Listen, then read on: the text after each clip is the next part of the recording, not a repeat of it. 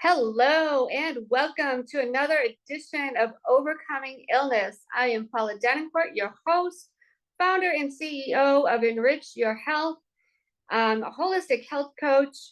I help my clients stop living a life of pain and suffering, and I do that through giving simple dietary tips with simple recipes and lifestyle tips as well. My clients don't need to live in a life of pain and suffering needlessly. So that's where I come in. I myself suffered from multiple food allergies, and one of the things I was missing was simple recipes. So if you're looking for simple recipes, I can customize them for you, or I have some digital ebooks and recipe books on my website, enrichyourhealth.com. ENRICHURHEALTH.com if you're listening. So you can go over there, you can go over to the store, you can get a free gift, Reversing Illness digital ebook. You can get a 6-day immunity meal plan guide. If by chance the store is empty, I apologize. I have to update that. Go to the other store. There is stuff there, I promise you. So if you haven't seen the show before, I've decided to do this show on overcoming illness because there's so many people out there that are going through an illness or have gone through an illness. And we need their stories. We need to hear what they've gone through. So if you haven't seen the show, please go back and watch the replays. I've had amazing guests. We have a book coming out with some amazing guests. Please go watch those replays called Activate Your Faith, Witness a Generational Turnaround. Those people have gone through strokes, kidney disease, diabetic retinopathy, airplane crash. So just stay tuned for the book. It's going to be amazing. But we have some sneak peeks coming out. So I don't want to prolong my guest tonight. I'm excited to have her tonight. We met a few years ago, and this woman is an amazing, amazing entrepreneur, but she too has gone through some health challenges. And so she's going to tell us a little bit about that. So let me tell you a little bit about Dr. Stevie first, and then we will tell you a little bit about her health challenges. So Dr. Stevie Mills, whichever name you choose to address her, just Stevie or Stevie Aisha Mills, is whichever you decide to address her. She is sure to respond with respect, grace, and a smile. And that is so true. She's always smiling. Stevie holds a unique and valuable space in the world. She loves God, business, and people. She's a rare combination of expertise, compassion, high energy, and integral work ethic. She is well known for her Southern drawl, loving her parents, Fred Mills, her dad, Karen Mills, her mom, and being a gifted communicator and connector. As an author, she is noted as Amazon's best-selling author. She first landed on the bestseller list with her very first book, Cultivating Your It Factor. 14 must-haves to discover, define, and refine your signature brand, published in 2015. She is currently publishing her, are you guys ready for this? 30th book, Click to Cash, Volume 3. I can't even imagine 30 books. You're young. You are young. It's so amazing. As a social media influencer, Stevie is founder of the Click to Cash Crew, a Facebook community of nearly 2,500 Christian women entrepreneurs that she cultivated organically. And I will say that is an amazing group because I'm in it or have been in it. From this core group, Stevie has been able to launch Christian Moneymakers, the Penthouse, the Yacht Club, Living the Life I Love Ambassadors, and Click to Cash Camp. All communities that are designed to support women of faith to use their knowledge and expertise to make money online. She believes in her mission to support those who she connects with, that she made Click to Cash a registered trademark and with the United States Patent and Trademark Office. She's not playing. As a woman of faith, Stevie believes in her causes and clients and entrusts all of her businesses, moves and methods, to the God that she serves. She's a woman of integrity and honor, a woman of commitment and clarity, a woman of fabulosity and fun, a voice for the people she serves, a woman a vision, who sees the potential in everyone and everything. This is a gift that qualifies Stevie to help others to get and remain visible. Dr. Stevie Aisha Mills is a necessary addition to all stages in her life. Her experience and her expertise are certain to bring change where it is needed. So we welcome you, Dr. Stevie. Thank you so much for being on with us tonight. Yes.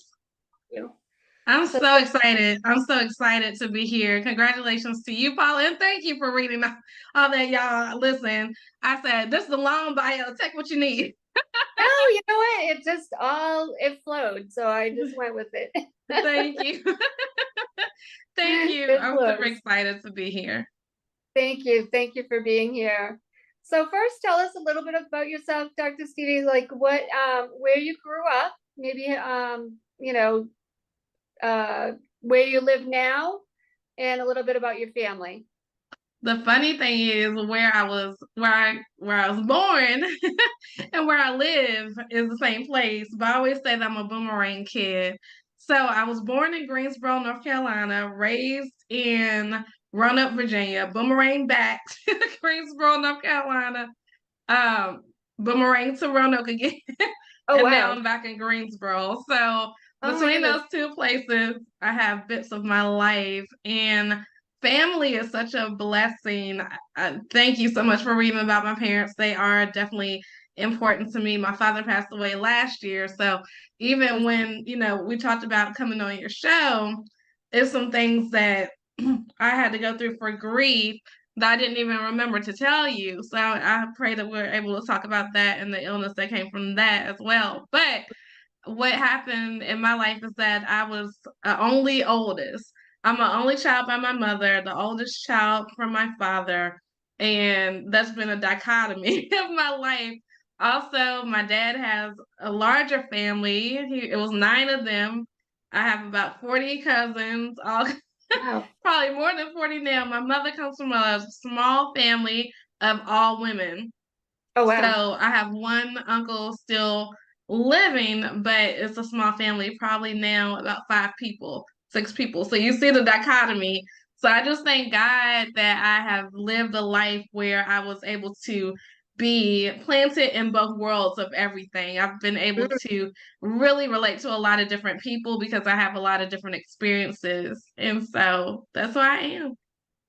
And it's funny you should say that, because my parents kind of similar. My dad was like very poor. He grew up in the poor side of Worcester, Massachusetts, and my mom was very well off. She was adopted. Her mom and dad gave her everything. She shopped at the best of stores and everything, and they always used to joke about it that she really was on the other side of the tracks. Yeah. So it's funny you should say that, because my dad had a saying: we weren't poor because we didn't know we were poor. He had one for forever, until he did get married. I mean, that was it. They didn't know they were poor. They thought it was a luxury to get orange cheese or whatever it was. They had food, right? It's amazing what your mindset can do. So yeah, absolutely. Yeah.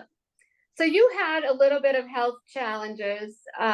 You went through 3 colonoscopies? Let me see.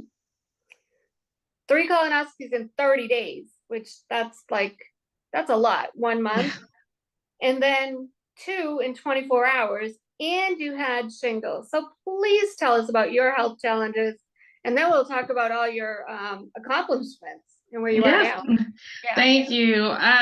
Wow. So back in 2009, I entered the corporate field and worked for a corporate company. And my parents, growing up, I was very much free-spirited. I'm still very much free-spirited.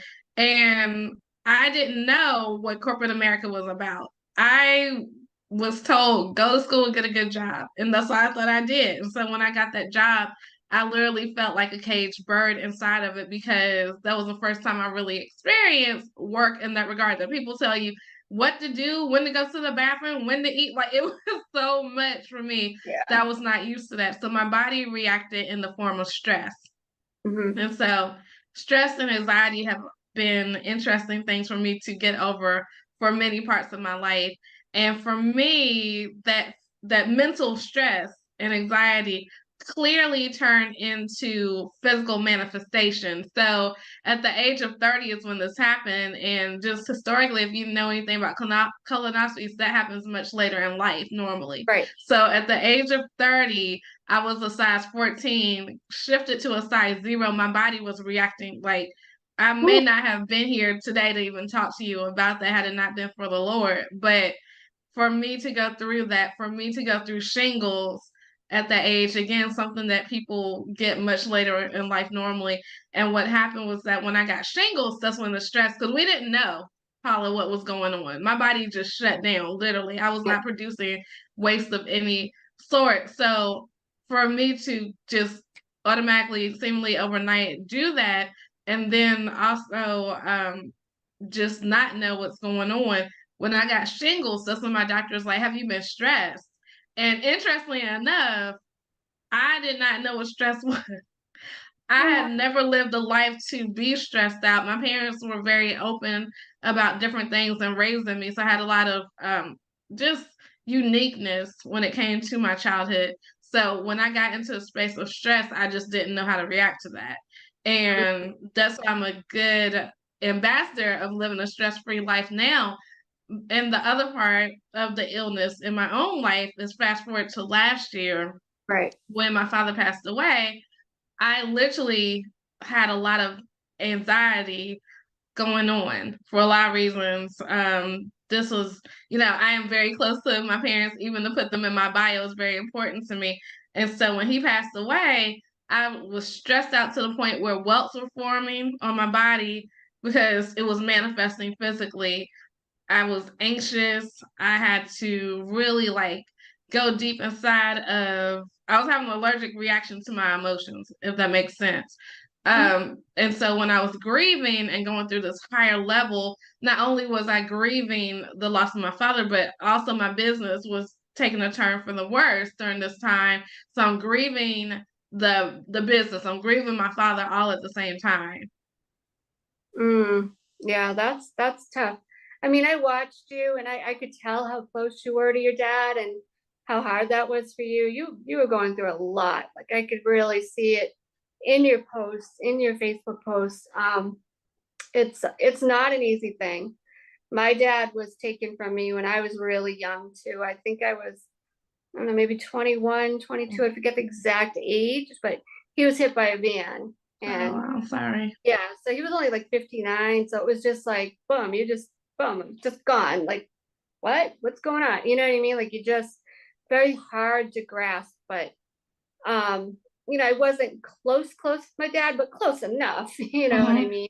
So I get when that happens, I can't even explain it. Your whole life changes.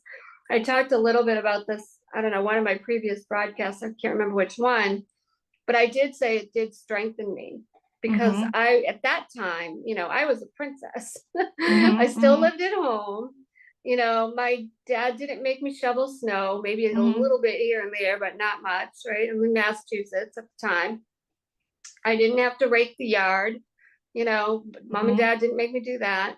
Didn't have to change my own oil in the Mm-hmm. car, go get oil changes. My dad would do that.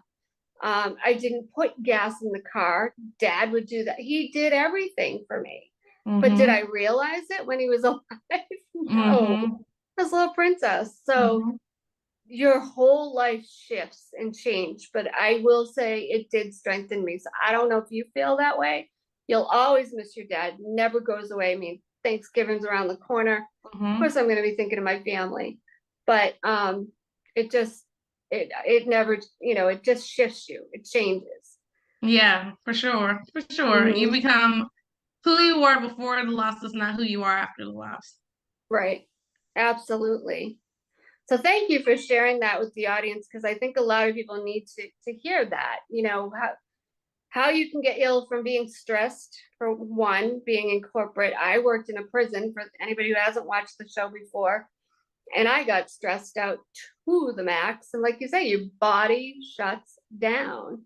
So I suffered from multiple food allergies. So I would almost die literally on the job. So one thing I always say, Dr. Stevie, if you still are in corporate, there's a couple things you can do. Either A, find another position in that job. You know, maybe there's something else you can do that's not as stressful. Find a way to relieve the stress, whether it's prayer or doing some things that you enjoy. And, you know, start looking for another job. Start finding ways to make money elsewhere. Be your own self-employed person, where you, Dr. Stevie, can help somebody do that. So there's a few ways that you can change what's happening in the corporate world if you're still there and you're like, I can't, you know, I can't quit, whatever. What else can you do? Can you shift job positions? I did do that, matter of fact. I went from working as a dispatcher, which was extremely stressful, to an administrative assistant for, I think it was like 6 years. Unfortunately, because of budget cuts, I got shifted back to dispatch for 3 more years. So, but at least it gave me a break. You know, I got out of it for a while. And then when I was back in dispatch, it was 7 to 3 as opposed to 3 to 11. Believe it or not, that was less stressful. What people were on, I wasn't dealing with like, you know, on the whim stuff like, okay, we're having a riot, let's go. You know, I'm the only one here. I got to make all these decisions. There are like 6 people on it, you know, during the day. So it was different. It was a different stress. During the day, it was just the phones ring off the wall. So anyway. I love what you're saying though, because for one, I think for people take for granted even things like that, like what you're saying. Some people, 7 to 3 is the perfect time for a lot of people. And even that switch, like really knowing yourself, I think is the basis of everything. At that time, I was pretty much accepting anything that people gave me, honestly. So when that job came around, it was like, yeah, I want it. It was at that time a good amount of money for me coming straight out of grad school. It was literally, and that was the other thing. I from kindergarten to grad school, I'd been in school. So going out to work for somebody, that was a shock to my system, literally. And so I think even thinking about how you are as a person is very important because, you know, Bible study was a big thing for me back then, and I couldn't go to Bible study. So my quality of life was very much shaken, and I didn't know how to deal with it. But now, you know, I really look at certain things. So even though I took a position now with a nonprofit organization, it's work that I love to do. I can do it from my home, from the office. It's very flexible. I can make my own schedule. Like these are things that are very important to me. And I had to learn that in the journey. And I think sometimes people overlook also, like if you looked at me, of course, people can know I went from a size 14 to a size 0. That's very visible. But even with that, nobody really knew except for people very close to me what I was going through. And so people make their own snap judgments about however they are and what they think and all these things because it's not a visible thing that someone can look at and see. They're like, oh, maybe you need to stop eating fast food, or maybe you need this, or maybe, and they're making all these judgments and not knowing what's going on. So I think also we just have to be very much understanding and compassionate as people. Yeah, I agree. Definitely. You know, I mean, even my mother used to hate her job. My dad was always like, quit that darn job. And it was only a part-time job, you know, but she wouldn't do anything about it. She was just, you know, what's she gonna do? She was older, you know, that's all she could do. But every day she'd complain. And my father was like, just quit. But sometimes you can't just quit. So that's why I said, if you're out there and you can't just quit, well, what else can you do? Start to work your way out of it. Either get another position in the company, get another job altogether, or start to do side hustles that you might be able to jump ship afterwards. You know, not saying just jump ship. It's not the easiest thing. I did it and look where it landed me. I had to go back to work in another job, but it's okay. You know, everything's a learning experience. And one last thing I'll say about that, look at your job as an assignment. What are you learning from it? You know, like the job I'm doing right now, I'm learning a lot of stuff. Like how to have patience with people for one. You know, so if it's my own business, I'm gonna have to have patience with people. There's no difference. So start to look at your job as an assignment too. Like, even if you don't love it, what can you learn from it? Say you do go on to be an entrepreneur and have your own business or businesses. What can you learn from what you're doing right now so you are able to jump that ship? So I just want to leave it on that note. And then let's shift gears a little bit. Let's give the people hope where you are now and what's going on, and how you got there. You had a long list of things and accomplishments, so let's talk about that.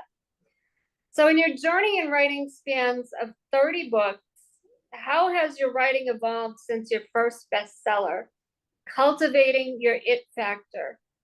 And what lessons have you gathered along the way?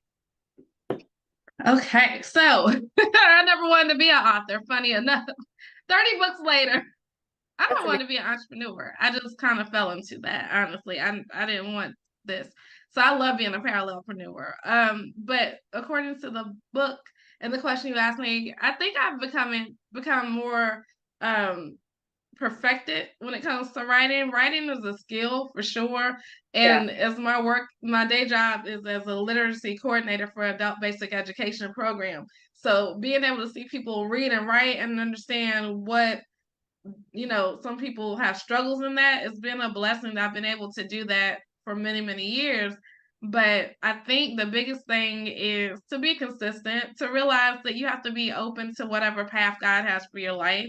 Had I taken the path that Stevie had, I would have been in corporate climbing. I would have been in a whole nother position, but that would have not led me to this conversation. I would have met the people like yourself who weren't in that. So I think I had to be very much open to the life God had for me and very fluid and flexible. I think the hard skills that I learned definitely were to write what I wanted to say and to be able to use a book as a medium to leverage my opportunities to get to the places I wanted to in life and business.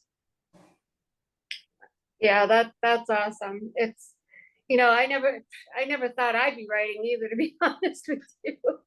And it was something that was prophesied to me years ago. And here's the funny thing. I love the Lord too. I'm a prophetic vessel for people that don't know it. But years ago, was I where I am now? No. So I had prophetic people telling me, you're going to write about the Lord and things like, and I'm going, what? I'm going to do what? And I have. I mean, my last book was, but God, I'm still here. So you just never know where God's going to take you. And it's so amazing. It's so amazing. So let's go to the next one. So the Click to Cash crew has grown into several vibrant communities. How did your initial vision for this group transform into what it is today? And what fundamental values drive these communities? Awesome. The fundamental values that drive it definitely are about the Lord. That's the fundamental value for sure. For me, I believe, like you said a few moments ago, that it all is the assignment, right? So the job that you're in, the business you have, the ministry, whatever, even the life you live, I feel like as Christians, we have to live a life that's of example and of testimony. So everything that I do, including those communities, that's literally me being in a space where I'm like, okay, let me think about how I could bless somebody more. How can I evangelize, quote unquote, to each people? How can I share part of my testimony to move somebody further?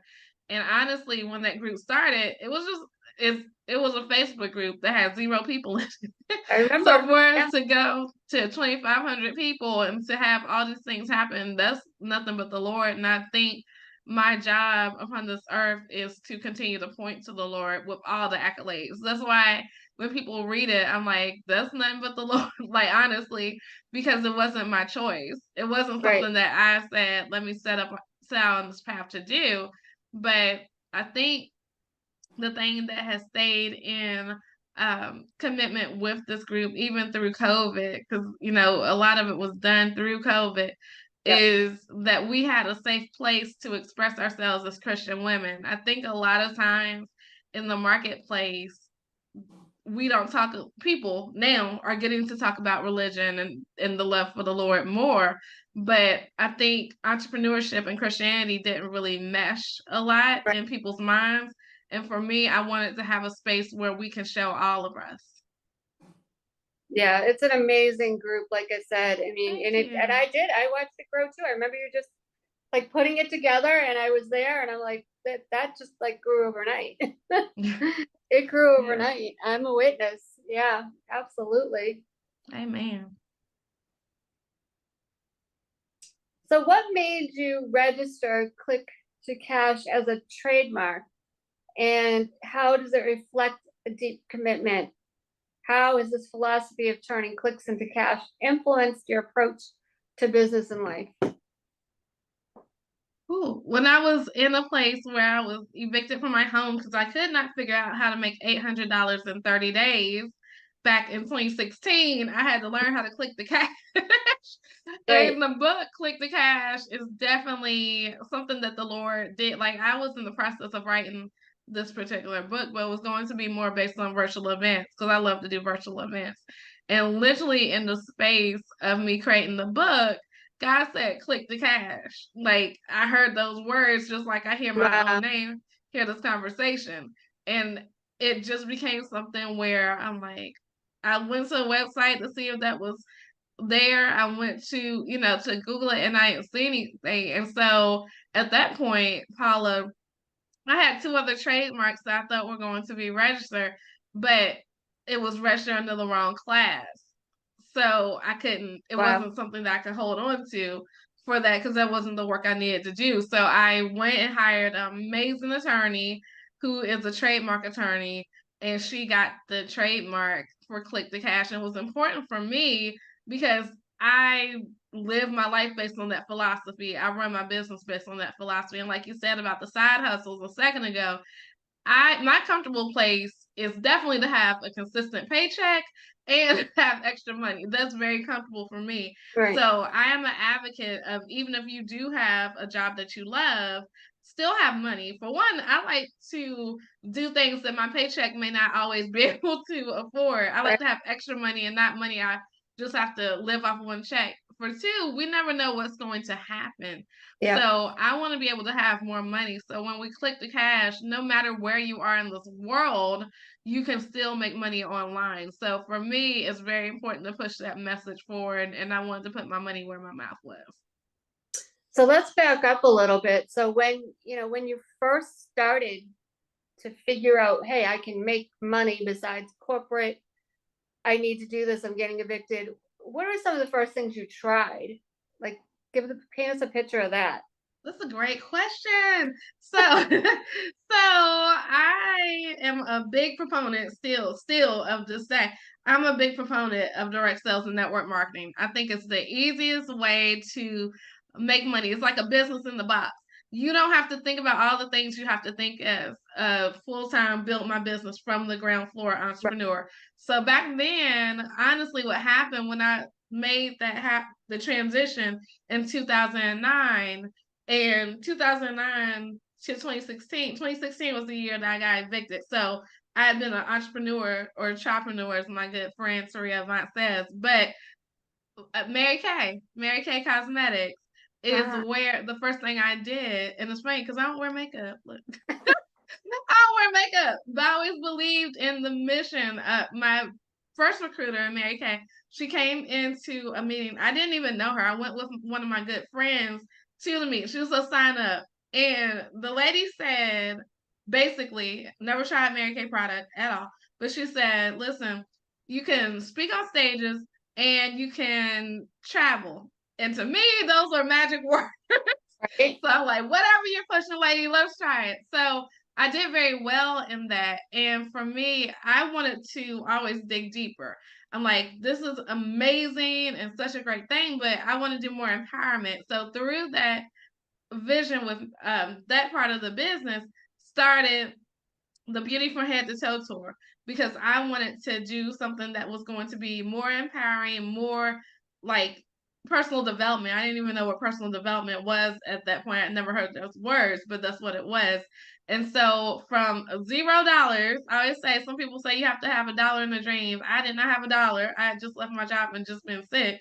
But I birthed the Beauty from Head to Toe tour, which was a multi-city tour that went from Roanoke, Virginia, Greensboro, North Carolina, Raleigh, North Carolina, Atlanta, Georgia, with me just honestly having people who had some dollars first off and believed in the dream that I was telling them I wanted to do. And so that was in 2011, and people are still talking about that tour to this day. So for me, I just started really clicking the cash even before I knew that was a brand or a business. That was just something that I did because I didn't even know these people who were sewing into the vision.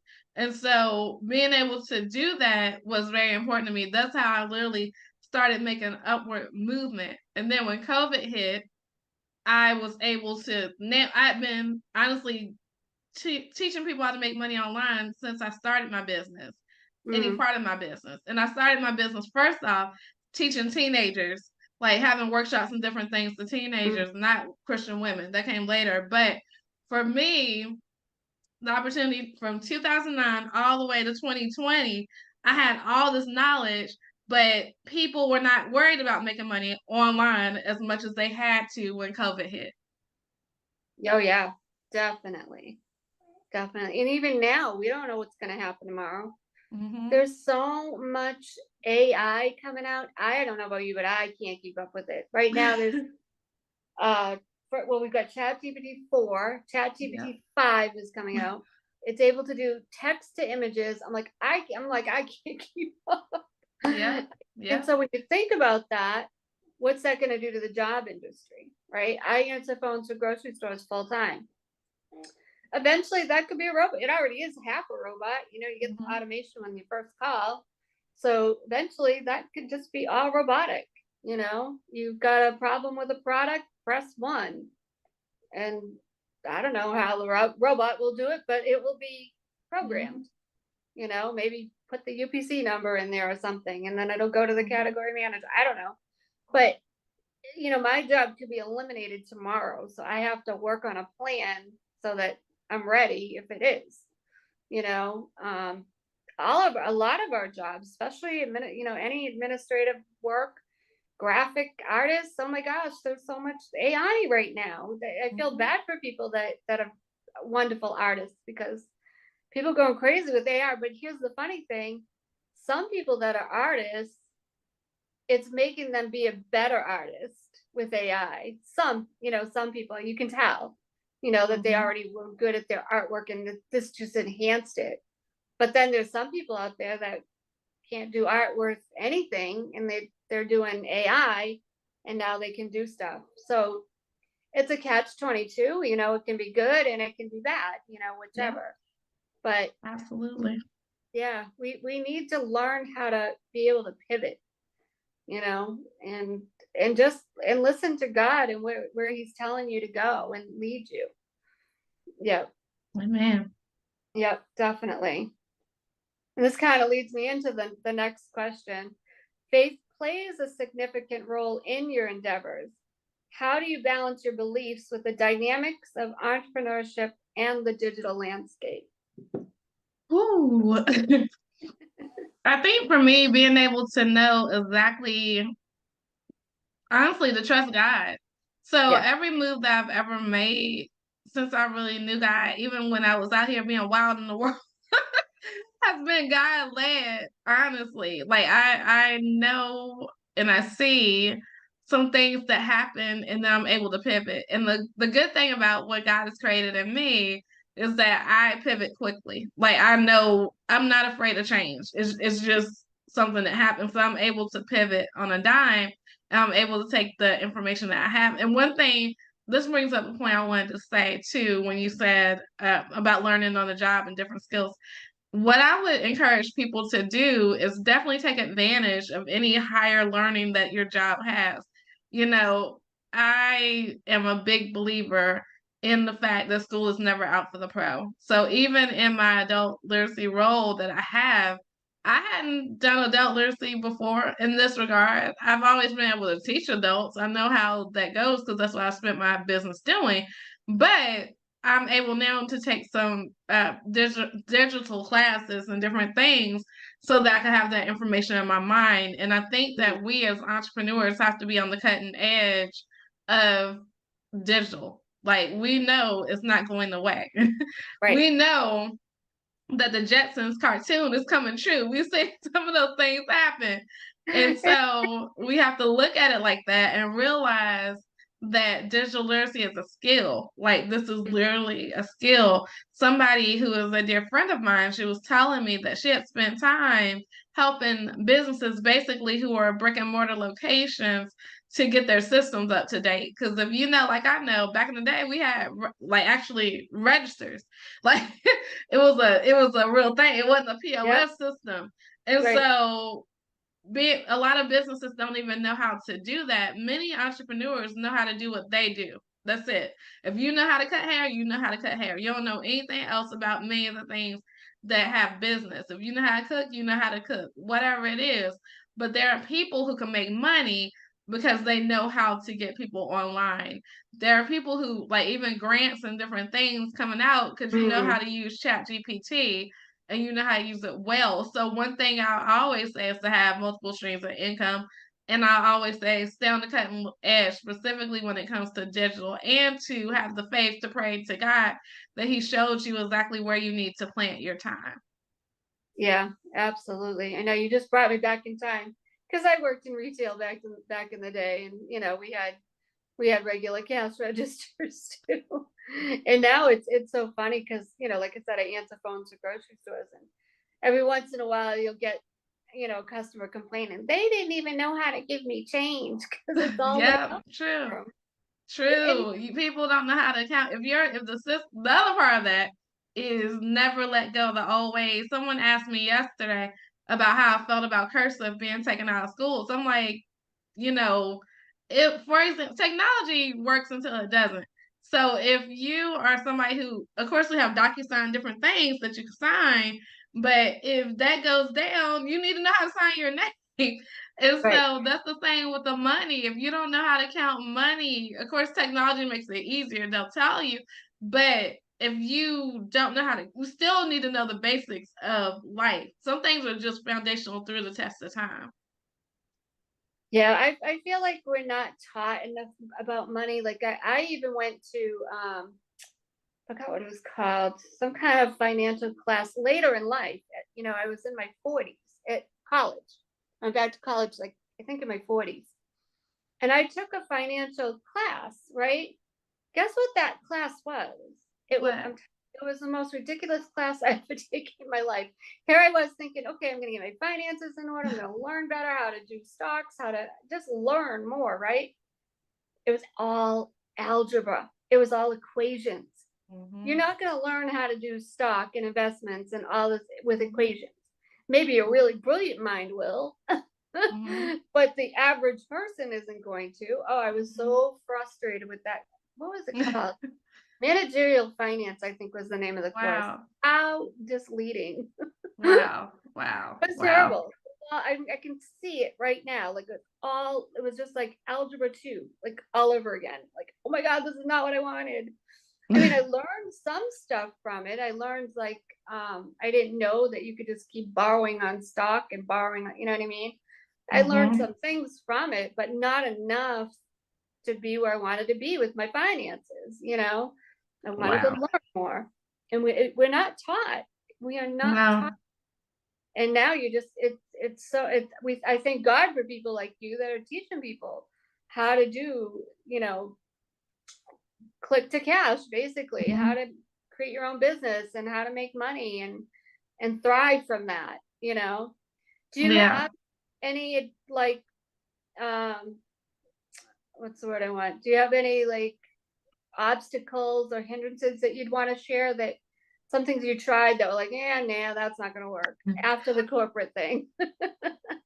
Honestly, running business like everybody else, I Yeah. have realized that this is my business and I have to run it like I run it. And I think a lot of times, specifically online, because it's so many different online entrepreneurs, you could get caught up looking at stuff. I Yeah. remember starting my business, honestly, in 2009, right? That was 14 years ago. So if you think about the landscape of life and business, we didn't have all this let's get online stuff. We had to go to the coffee shop, the meeting place, the networking event, and really build our businesses. And I think a lot of times people, because of so much in your face, that you look at this person's business and you try to duplicate that person, and you take a little bit of this free thing and you put it in, you have disjointed businesses. And so I think what I had to learn was that at the end of the day, honestly, and I am a coach and I believe in coaching. I'm not saying this, but we have to learn how to trust ourselves too. And I also believe that a coach can't one of my coaches said this, so it was really good. But she said people can't coach your anointing. So if you're anointed to do something, then that's God. That is nobody Right. can tell you what to do with that. And I think I had to come to those skills and realize that I had it inside of me to do what I wanted to do. Because you can invest a lot of money. Some investments aren't good, but you can invest a lot and still not come out where you need to be. So you have to be wise and be vigilant and understanding of that. And I think that I spent so much time trying to figure it out instead of just doing what I knew to do. Yeah, I agree. It's and even now, even still, it's information overload. And now you've got, every time you turn around, somebody sending you a message, hey, join my challenge, join my challenge, it's free. And like, okay, I'll join it. Do you wind up doing it all? Half the time, no. Yeah. Yeah. I'm Yeah. like, yeah, that sounds great. They're like, yeah, no, I can't do that right now.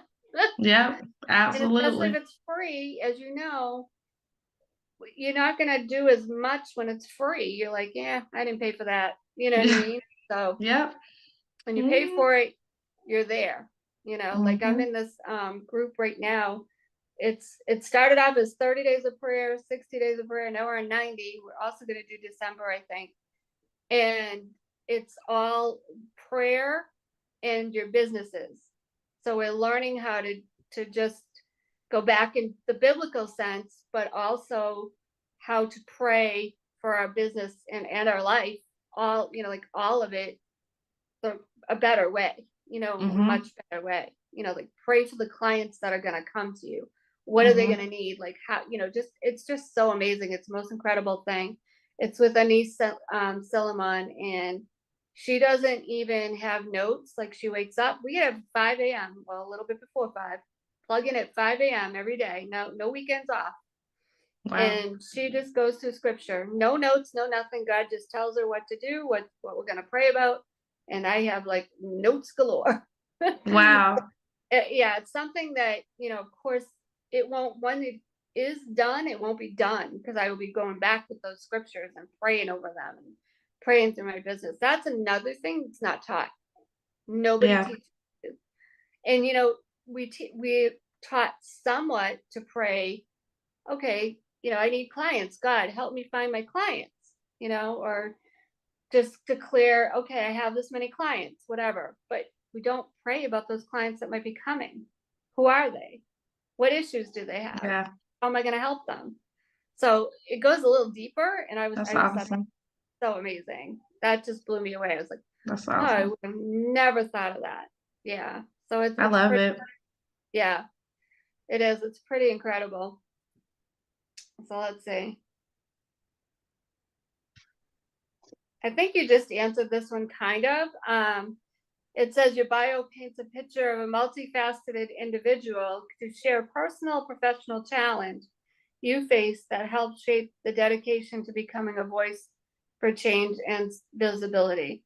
Well, I'll just add to that, since you just kind of answered that a little bit. Give us a couple testimonials of people that you've helped, like that really just stuck in your head of, wow, I helped them do that. Look at where they are now.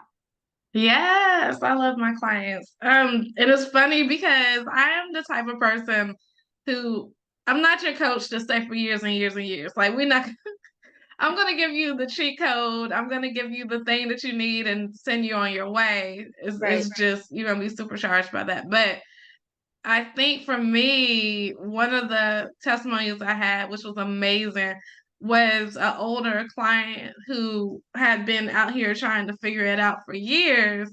And she told me that in the time that we had met, which I think at that time was like 2, 3 months, that she had made more money in her business than she ever had. And for me, that was amazing because that was Yeah, during COVID for one, and people, you know, businesses were shutting down. She was making right. money, but also that she was able to see, like for me, I love to see a return on investment. I want you to make money. That's the whole goal here.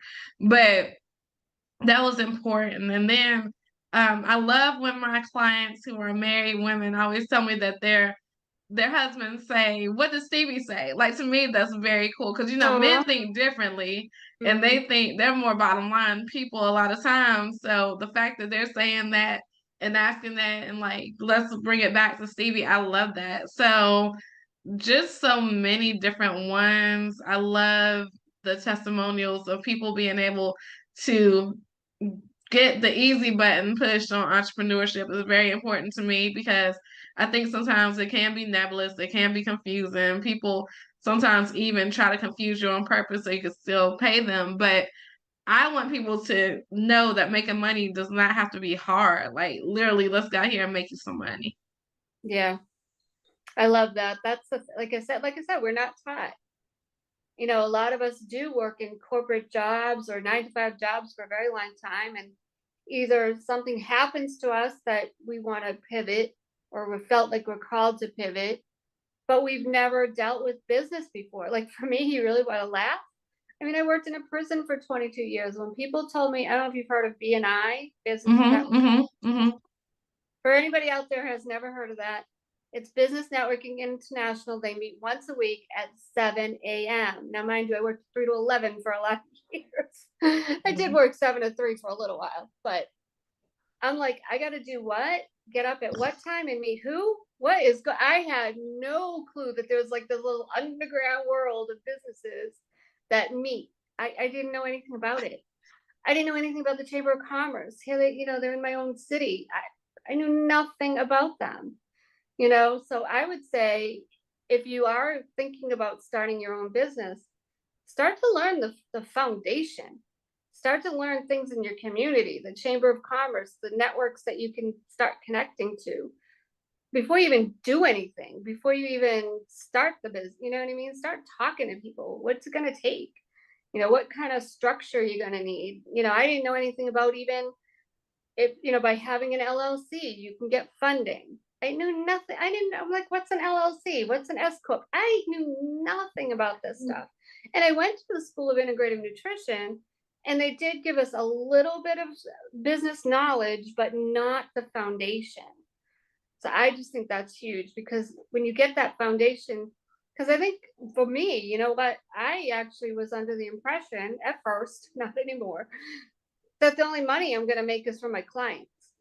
Mm-hmm. There's so many other things, you know what I mean? There's so much other ways to get funding.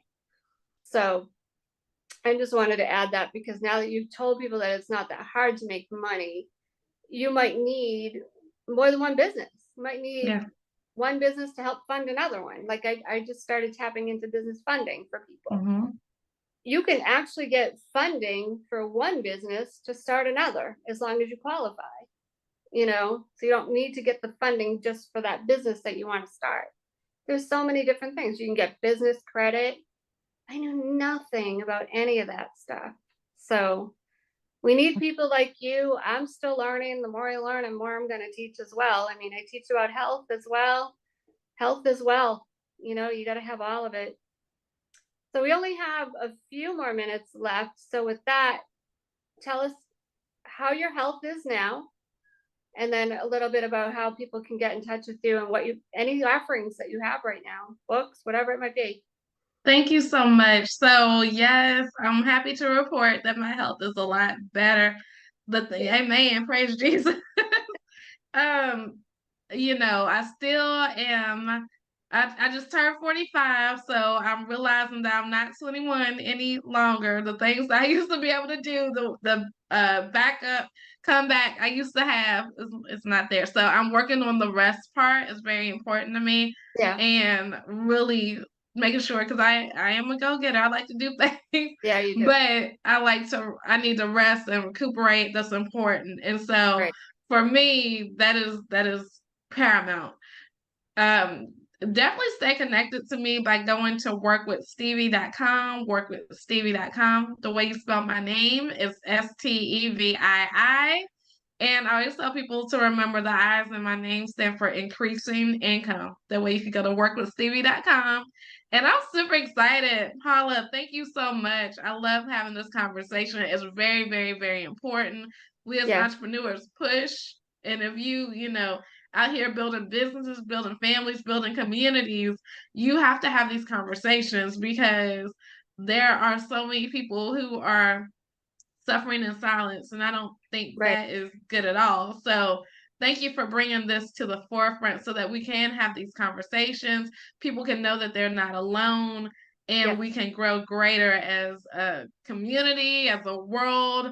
Definitely, you all make sure you're taking advantage of the information in your minds. I love what Paula is doing. One thing that you struck before I leave, I want to make sure I highlight this, is that it's important to not leave who you are at your job, right? When you right. go from one job to the next job, take that knowledge with you and learn to monetize it in some sort of product or service so that you can still be paid. We want to be able to have the quality of life that we want. It costs money and things are not getting cheaper, they are increasing. So we got to increase our income. Thank you again, Paula. Yeah, thank you for that. That's something one of my mentors says to us too. He says, if your bills start to increase, then you just tell God, okay, I need an increase. Oh, sun's hitting me.